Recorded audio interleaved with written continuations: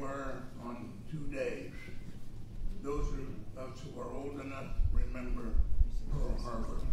And the second is the shooting of President Kennedy. And if I may bore you for 1 minute or less, I'll tell you where I was. On the morning, Friday, November 22nd, I believe, of 1963, I was driving down from Sonoma early in the morning, mumbling out, preparing a final argument in a civil suit in San Francisco, which I was trying, and had been trying all week. And Friday morning was the last morning for final argument and submitting the case for decision. And it was a civil suit, and my very worthy opponent was the late, great Lawrence Livingston, who was a very fine senior San Francisco attorney and one of the lury round tables every day at Jack's restaurant, and quite a prominent San Francisco attorney. And frankly, I was scared to death.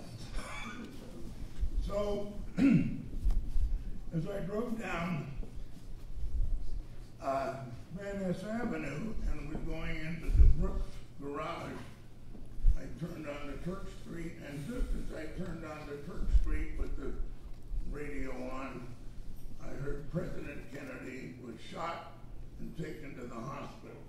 Boom. And I went into Brooks Brothers and the radio went off. So I quick got out of there, ran across the street and up into the courthouse, and went up to the department where we were trying the case, and nobody there had heard anything about what had happened. And I asked the bailiff, isn't there a radio around here somewhere? Because bailiffs usually hide radios in a drawer somewhere when things get boring and turn it on. Look, so we went through about 3 courtrooms before we found one and turned it on, and by this time, the word was that it looked like President Kennedy had not survived. Well, when our case started, the judge asked us to please be brief, and I was, because I had to go first. And then Lawrence Livingston got up, and he was a personal friend of President Kennedy, and was a senior, elegant gentleman, and he looked at the judge and said, I just can't go on. Said he was a personal friend of mine, and he sat down. So I waived closing argument, we submitted the case and left. So to me, that was a memorable event as well. Closer. All right. Thank you, Carol. There. So that's my little story, and I'm sure you all have one. And I'm sure our speaker in particular has one. And at this time, I'd like to introduce our program chairman, grantsmanship expert, and indefatigable performer for the Historical Society, Carol Page, who will introduce our speaker.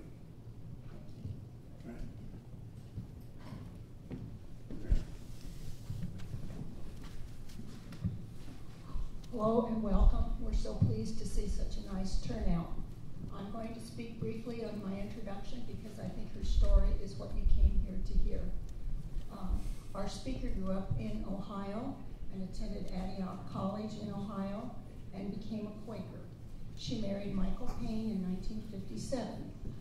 She moved to Texas with him when he got a job at Bell Helicopter, which was in Fort Worth, Texas, and they moved to their home in Irving, Texas.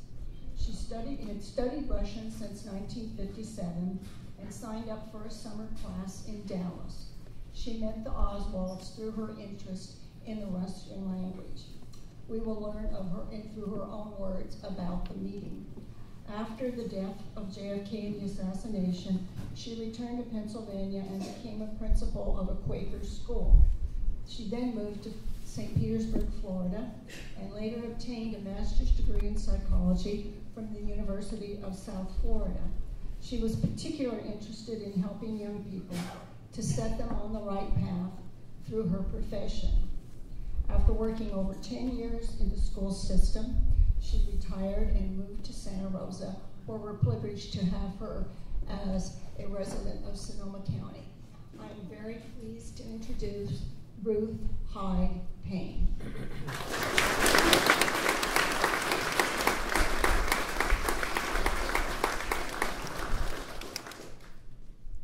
Well, I'm a little surprised at being seated. I expected to stand, but can you see me all right? So that would require picking up a microphone. Move the microphone up closer. I'm not going to hold two microphones. No, that one, yes, Carol. What? Pull that one forward too. This one forward? There we go. Okay, so that'll come through better. I'll tell you what, I'll just stand up from the beginning and talk about this picture first. Whoever got it did a really good job. That was the picture that's on the front of the book by Thomas Mallon. And I think there's some copies in the back. You get to look at what your local bookstore has brought, which is a nice collection of books. This picture was taken the day after the assassination. This is the morning of the 23rd. And I feel pinned to the chair here. Let's see. You'll lose something on the other mic.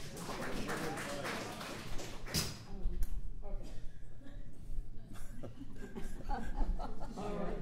We're grateful to the wife of Alan Grant, who took this picture. Karen Grant is here with us, came up from LA to be here.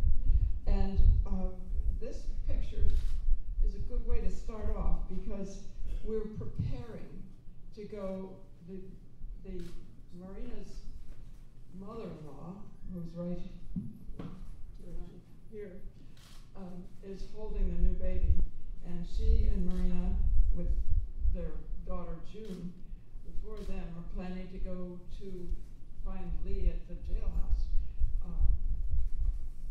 Marguerite Oswald asked the young man from Life magazine to come, so she is invited him, and Alan Grant was part of that team, plus a translator who showed up early in the morning on the 23rd.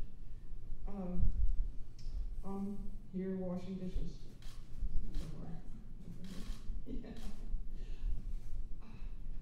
The significance part of it is that this was the last time I saw Marina until March in '64, after she had testified for the Warren Commission, because she essentially disappeared from my life, my children's lives, going in with the newsman. And Lee telephoned later that day and said he'd like me to try to reach a lawyer named John App, which he gave me a phone number, and I did try to reach the lawyer but could not do so. Then he called again later from the jailhouse and said he wanted to talk to Marina. And I said, well, she's not here. He was upset at that. She felt that she should be there if he wanted her. So after I hung up, I decided, well, I'll call the newsman, see what he can tell me. His name was Tommy Thompson. So and he had told me what hotel they were in. So I called the hotel and said, may I speak to Tommy Thompson? And Marguerite answered the phone, the mother-in-law. And I said, I would like to talk to Marina. And she said, no, we can't be too concerned about what Lee wants now. I said Lee wanted to talk to her. And would not let me talk to Marina, which said quite a lot about Marguerite Oswald. I'm getting to is that Marina left expecting to come back, and she had things that she needed for her two babies, and I got letters that were addressed to her and things that I wanted to send to her. So I started sending things to her with the help of the urban policeman that was parked outside my door, out in the front on the road. And I think he was there certainly from the time that Oswald was shot, and maybe after that. Anyway, I would take him items to take to Marina. She called me and said, oh, I'm going to need this and that, clothing for the children, diapers, and so on.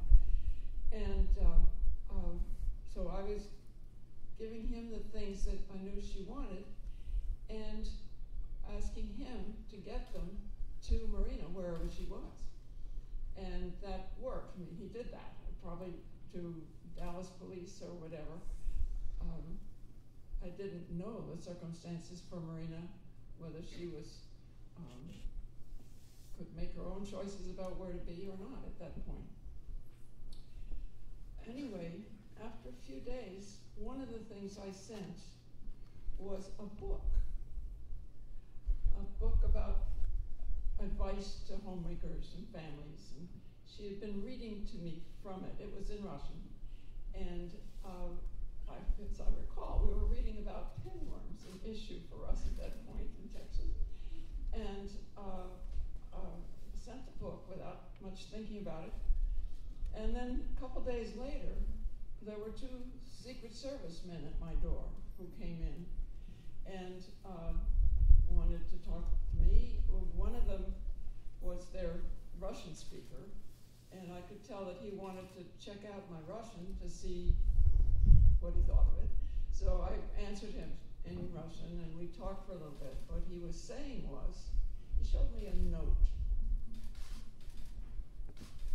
I have here the contents of the note translated, and your very good newsman, Chris Smith, Chris, are you here? Who wrote it up in the PD, in the Press Democrat, copied this entire text of the note.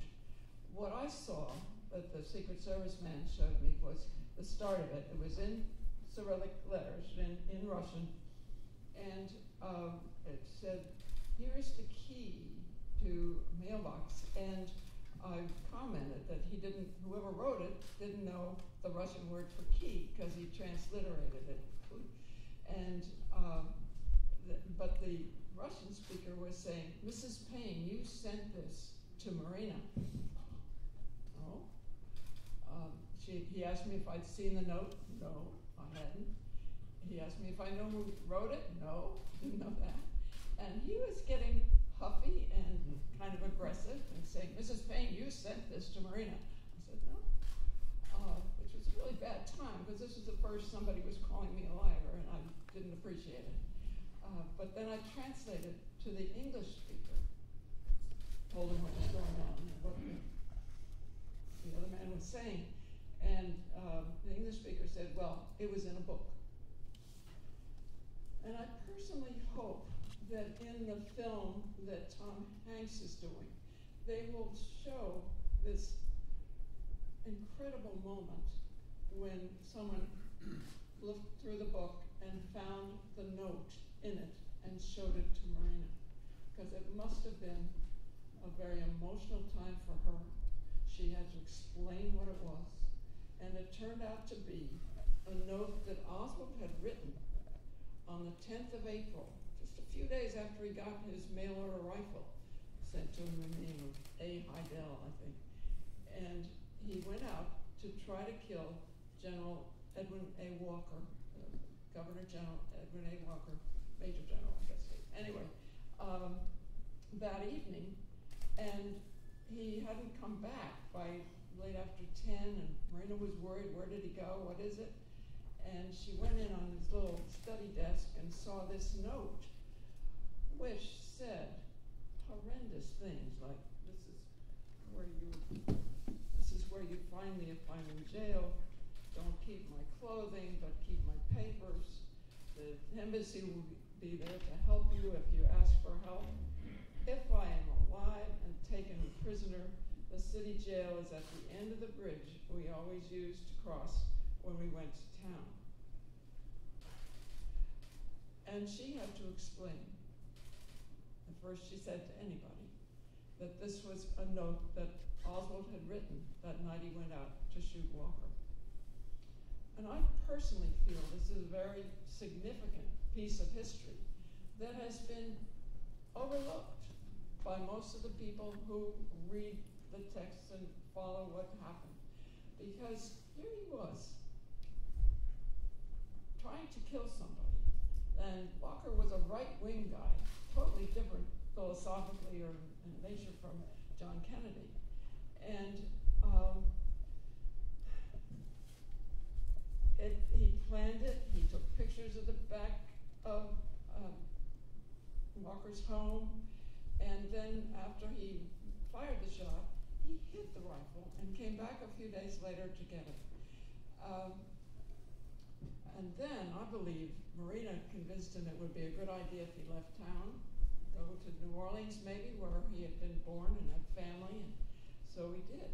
And I came over to visit one April afternoon, and he was all packed up and ready to go on a bus to New Orleans, and he asked for a ride. He didn't have a car, couldn't drive either.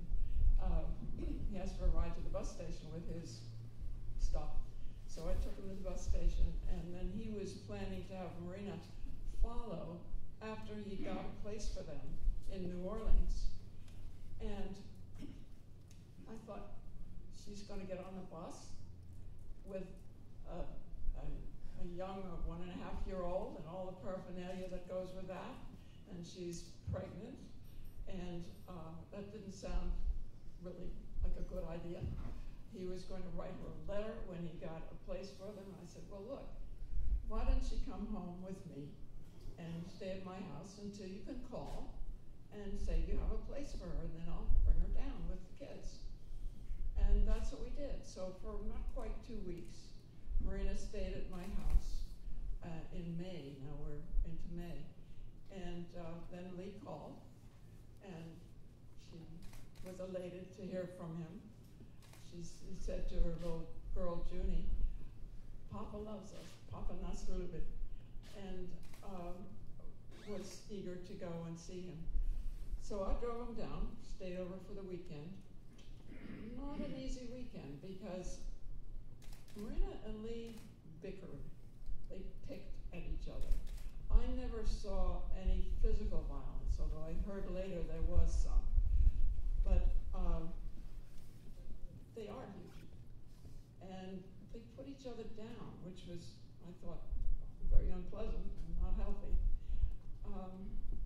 When they argued, Marina's language was a good deal more facile than Lee's was, and he'd end up just saying, Mulchi, shut up. So it was not a comfortable weekend, I'd say. Well, yeah. I was with my 2 kids, age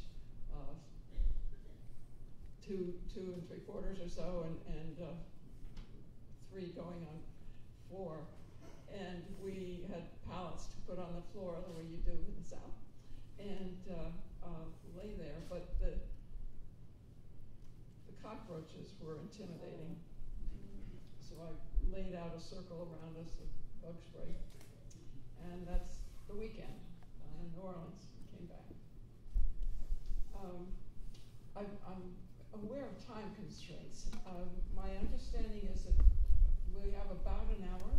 Is that that'll include questions. So I'm going to narrate for a bit more, and then want to open it up to questions, because I think you'll have plenty of them, and each question will bring a little more of what I can tell you.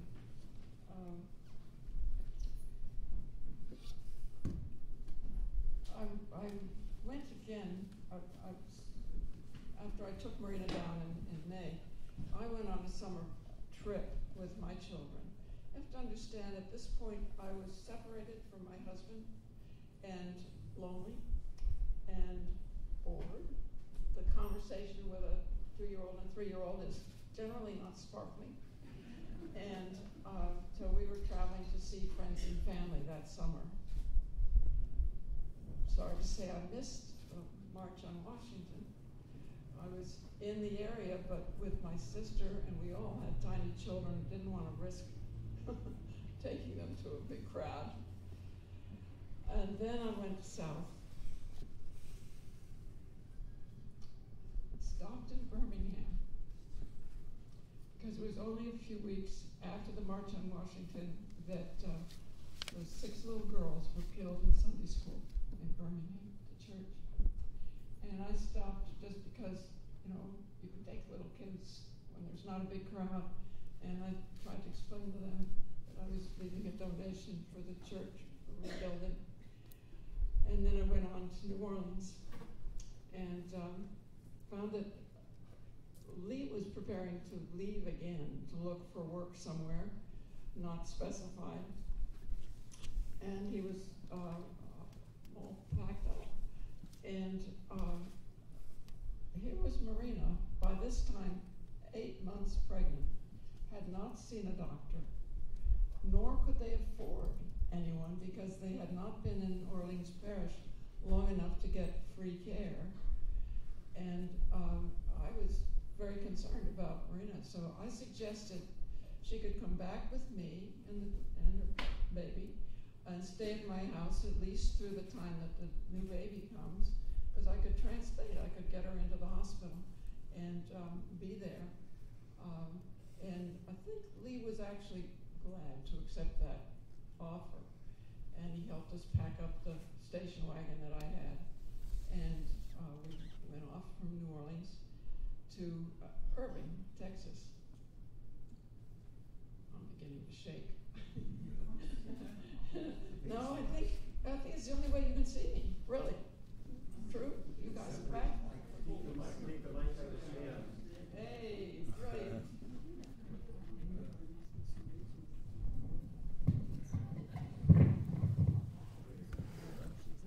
Right. How's that? Good. All right. You're a very friendly audience. Anyway, Marina and I stayed together at my house with our 3 little kids, and then on the 20th of October, Rachel was born, Marina's little girl. We had a phone number that Lee gave us to call him if the baby came when he was not at the house in Irving. I should explain that I never invited him to stay there, but I did say he could come out on the weekend and be with his wife and family. And he did that traveling with a neighbor who was also working at the school book depository. So he came out a number of weekends, but then he wanted us to be able to call him and let him know if the baby came. So he gave us his phone number. Well, in fact, the baby came on a Sunday, and he was at the house, at my house, which was a help because I had to drive Marina into the hospital. But he could be there with my 2 kids who were sleeping, or 3 kids actually, with Marina's baby. So we never used that phone number. But the weekend after Veterans Day weekend, when Lee had spent 3 days with us, Marina asked him not to come that next weekend. There was going to be a birthday party for my daughter, who was turning 4 years old, and she thought he'd been there, 3 days instead of 2 the weekend before, and didn't want to overstay his stay. But she was missing him by Sunday night, and she asked me to use that telephone number and call him. So I did. I dialed the number and asked for Lee Oswald, and the lady said, "No, there's no Lee Oswald here." I said, "Well, is it this number?" Yeah, that was the number. So I hung up in confusion. The next day, Lee called Marina, as he usually did. And now we're talking about October 21st. November. We're into November, the weekend just prior to the assassination. And Marina said we tried to reach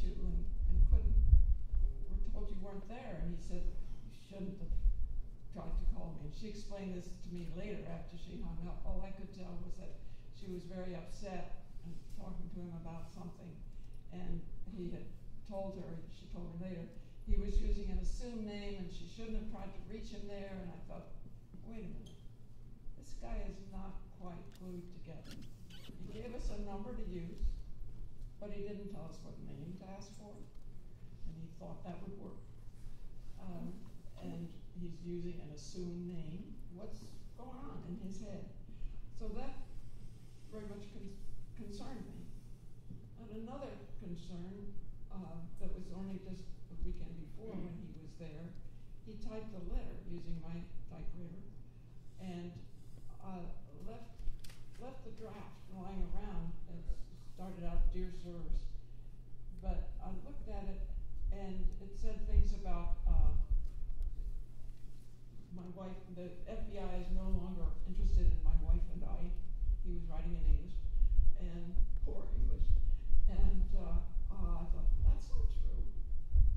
James Hosty was out 2 times and I figured just kind of be sure that the FBI knew where he was, what was going on.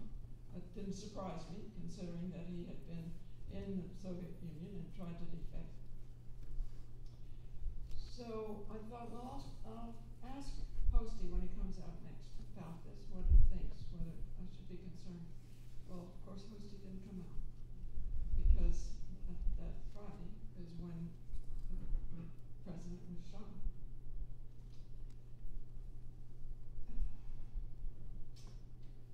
I could tell a little bit about that day. It's always hard.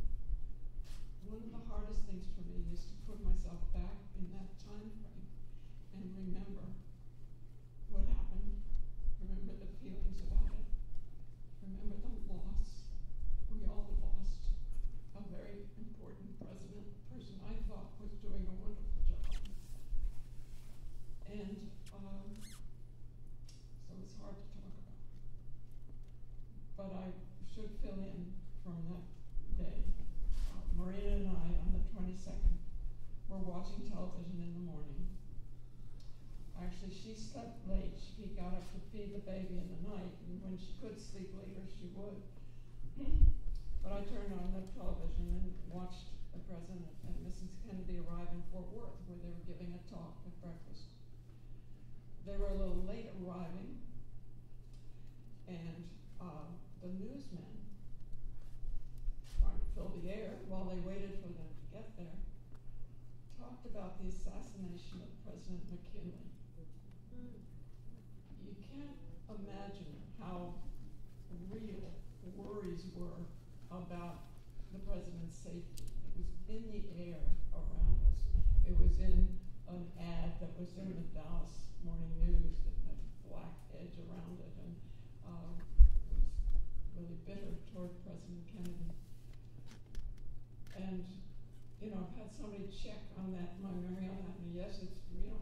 Malin did great research. He found it in the record. And then the president spoke, and I had a date with a dentist with my daughter, so I left, leaving the TV on because I knew Marina would want to see it when she got up. And came back then, 11:30 or so, and she thanked me for leaving it on. She was very keen on Kennedy and on Mrs. Kennedy. And we were young mothers with young children. We identified with that aspect of the Kennedys too. So we were just about to have some lunch when we heard that Kennedy had been shot. And then we abandoned all thoughts of eating and just sat and watched the TV to hear what would happen next. And we did learn a little after 1 o'clock, I think, that Kennedy had died at Parkland Hospital. And Marina said, "Oh, it's so sad for Mrs. Kennedy and the children."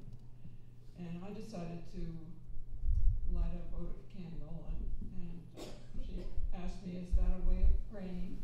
And I said, "Well, yeah, just a personal way I had." So we sat there together.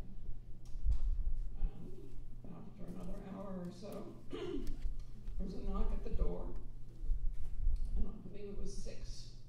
lawmen, some from the sheriff's office and some from Dallas County,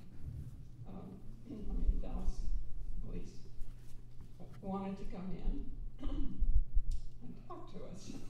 What they said was, we have Lee Oswald in custody for shooting an officer. And I said, well, I suppose you have a warrant, a search warrant. And they said, no, but we can get one right away. I said, never mind. We're all upset. Come on in, sit down. Well, of course, they were policemen. What did I know? They didn't sit down. They spread out, looked every corner of the house over. And then one of the policemen asked, did Oswald have a gun? And I said, no. But translated to Marina, who said, yes, he did. And she led the policeman into the garage and indicated a blanket roll that was on the floor. And the policeman picked it up. And I guess my worst moment at that point was it was clearly empty. I saw that it could have been Lee that did the shooting. Because he had come out the night before, had never come out on a weeknight before, had never come out before without asking if he could. And he spent the night and then left early that morning, the same morning. On the 22nd, rather than the 23rd. These are the things that I saw that made me feel, especially the note that he wrote about General Walker, that this was a man who was willing to murder, and murder perhaps for notoriety. I've read that he left most of that morning of the 22nd, he left most of the money he had on the dresser in Marina's room. He took off his wedding ring, which she said he had never done like that. And my guess is he did not expect to live. And was surprised when he got as far as the Texas School Book Deposit, Texas Theater was, and was arrested. He again tried to kill the arresting officer. He had a pistol. He had just shot Tippett. This was not a nice man. Okay. Now I think it's probably time to open it to questions. You do? Oh, you have a collection. All right.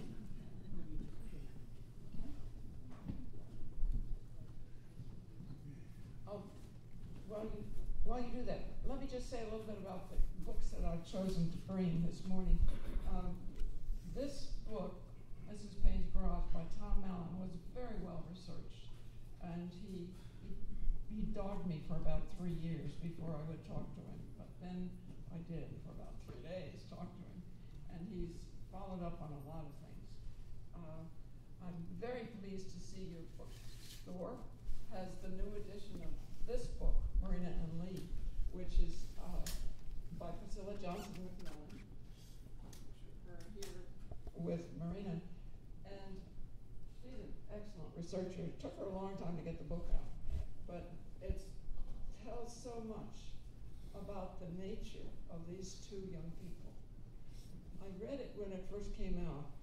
I guess it was in the 70s, but I read it again after I had taken my course in school psychology.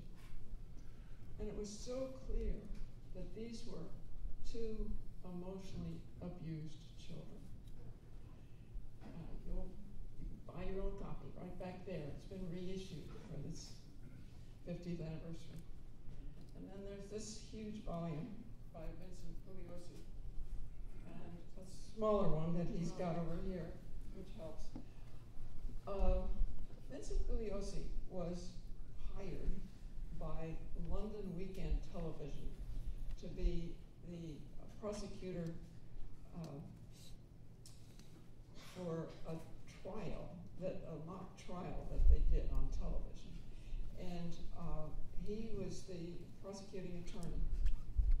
Jerry Spence was the defense attorney. And witnesses, the real witnesses, were called to London.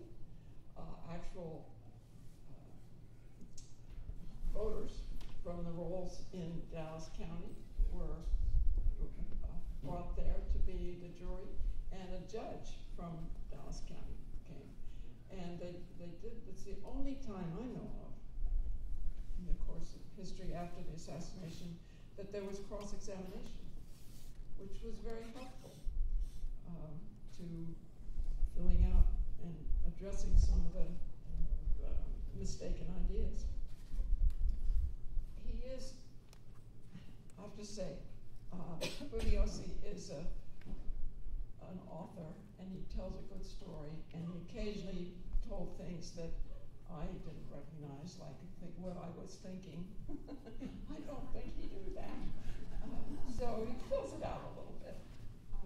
But overall, it's a pretty good book. And he certainly had followed the case from the very start. Now, I'll shut up.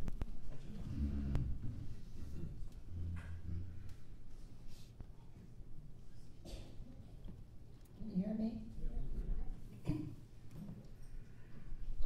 One of the first questions that someone wants to know is, has this experience been a positive or negative in your life? That's a hard one. No, it's pretty easy. Pretty negative. It's been very difficult. I felt I had an obligation to say what I could about what I knew happened, but there's some obligation to history. I was fortunate, I am fortunate, that I think highly of journalism as a profession. So I was generally comfortable with the people that came and interviewed me and so on.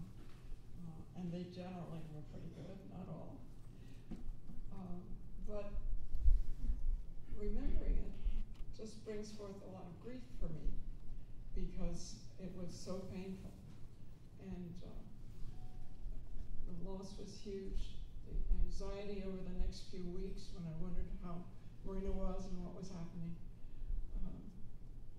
Yeah, I wouldn't do it again if you asked me. Will you make the final effort to reconcile with Marina? I know you had a challenge seeing her. What do you think you could do to bring this about? I'm not interested in seeing Marina. We tried about in the fall of '64. She invited me to come and see her in March of '64 after she had testified with the commission, and basically was saying to me, they're nice people, they will be polite, you can be comfortable with them. But then she invited me out to her new house in Richardson, or where it is, suburban Dallas, and we tried to talk. There's only so much you can say about how are the kids and what's happening. But clearly, the biggest thing that we had in common was the thing that had been the most painful in our lives. So it wasn't fun to get together. What happened to Marina Oswald's children? Do they live in the U.S.? Yes, they do. She met, was it Porter was his last name, anyway, and remarried, and they had a little boy. So they've all grown up in the U.S. Okay. Yeah. This is a little longer, but I will ask it.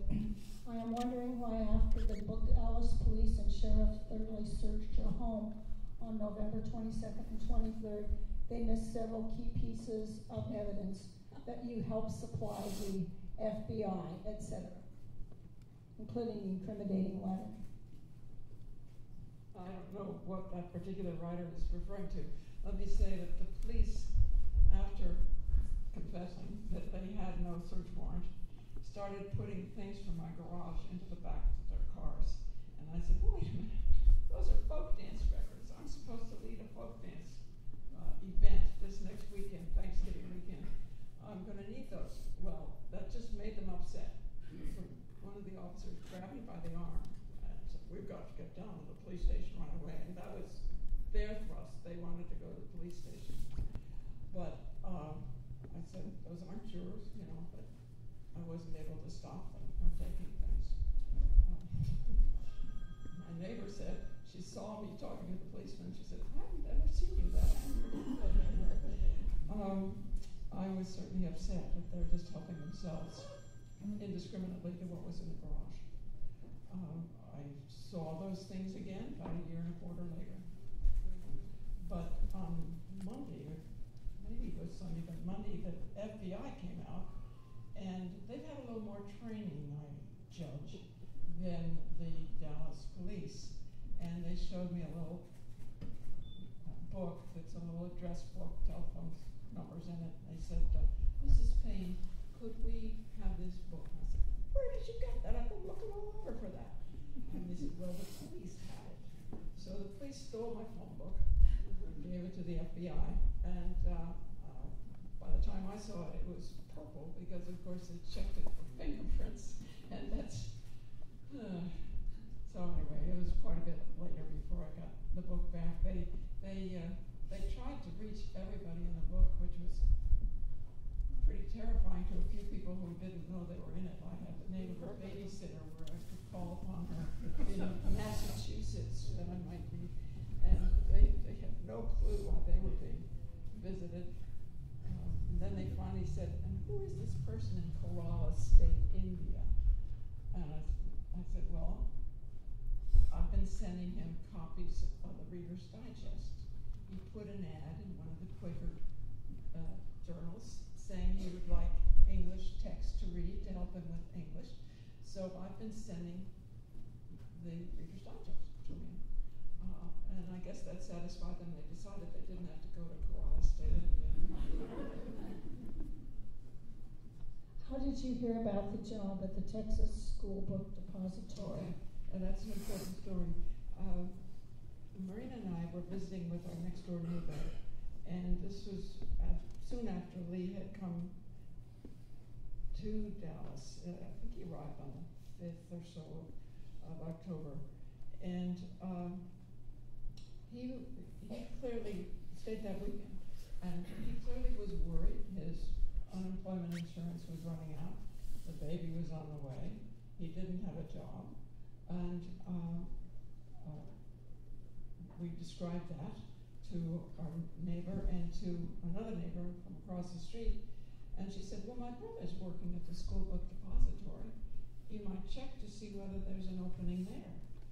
And I later translated to Marina, who really wasn't understanding our conversation. And she asked if I would call the school book depository and see if there was any opening. So I called and was given personnel, and so I asked was there opening, and the man wouldn't say whether there was or not, but he said, well, let the young man come by. So apparently Oswald did, and he got the job. He was clean cut and dressed modestly, but well, you know, shirt and slacks, and fairly slight of build. So looked okay to Roy Truly, who was the personnel man. Thank you. Do you have any thoughts on Jack Ruby, his motive, and his background? Basically, I don't. I think it's significant that he, everything I know about Jack Ruby I've read, so I don't have anything directly. Did you ever feel the police might have suspected that you were involved with any of those crimes? Any of what? Of the crimes? Well, sure. I mean, that afternoon, they obviously were very worried. They didn't know who were these people. They're sent out to the place where the wife of the person they have in custody for shooting an officer is. And they obviously thought they could find something out. Oh boy. I learned a lot about what's written isn't always true in newspapers and magazines. One magazine said the police took out 7 file boxes of Cuba sympathizers' names. Well, there were my 3 boxes of folk dance records, my 3 little file boxes of my college papers, and a projector for 16mm camera.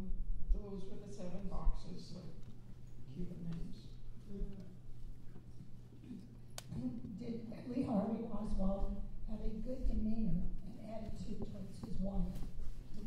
Well, I've described how they bickered at each other, and I think it suspected me from the start when I heard that he didn't want her to learn English and wanted her to just speak Russian so that he could keep his Russian up. That was the idea.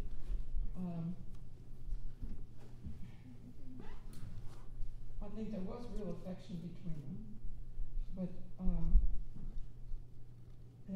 Marina was already worried about the marriage, whether it would last.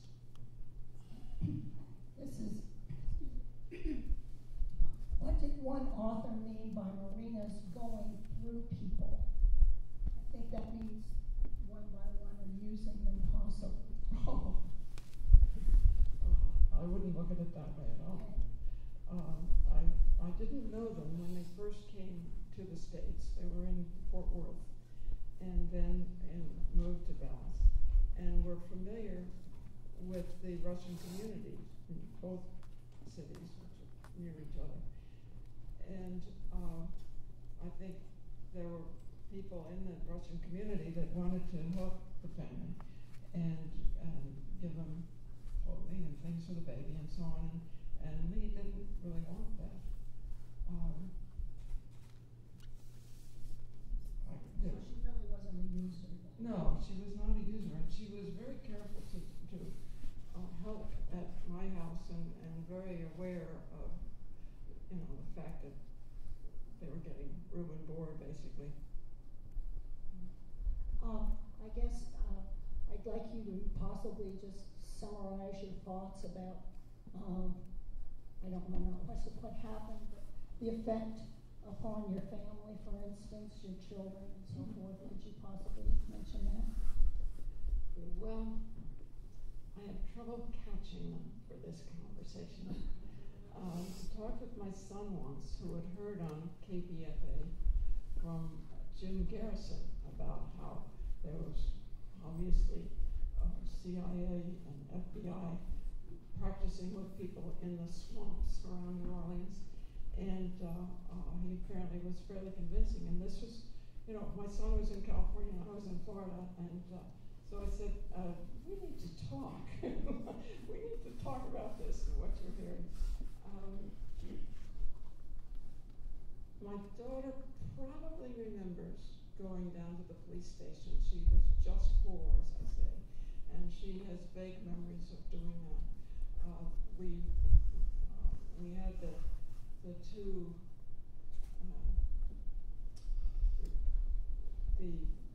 my son was taking a nap that afternoon when the police came, and Marina's daughter June, so we had a babysitter come over.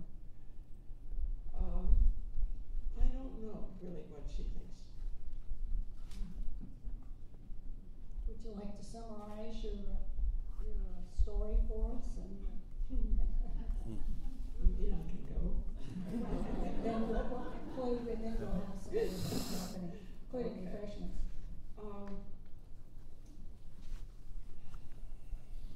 Well, there have been times, particular occasions through these 50 years that the press has come by and wanted to do video or interview or whatever.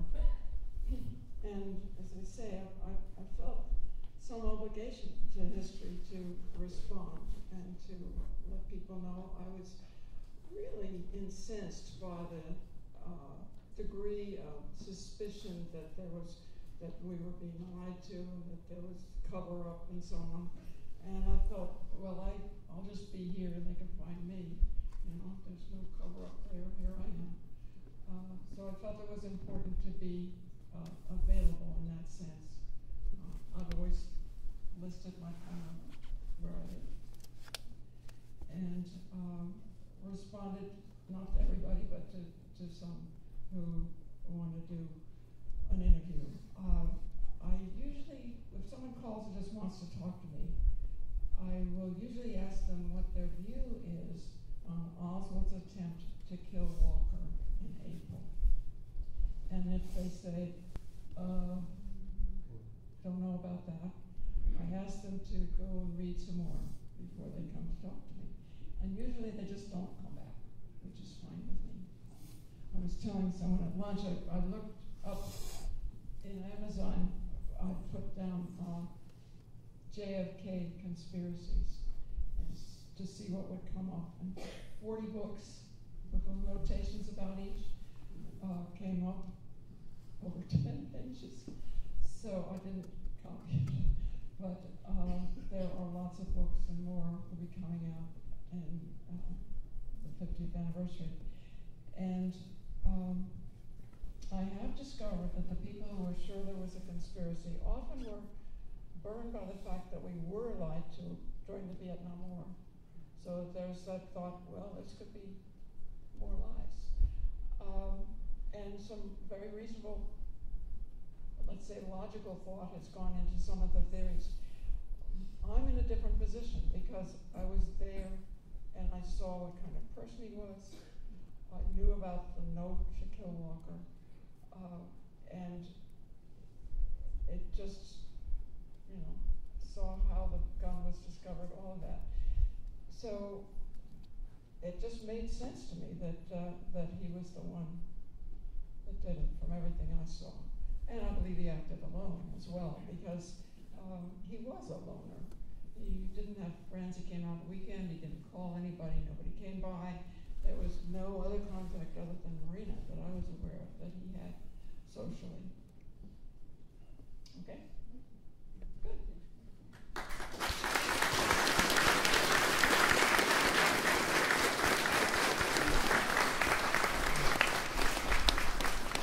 You get to look at books at the back there, and your booksellers.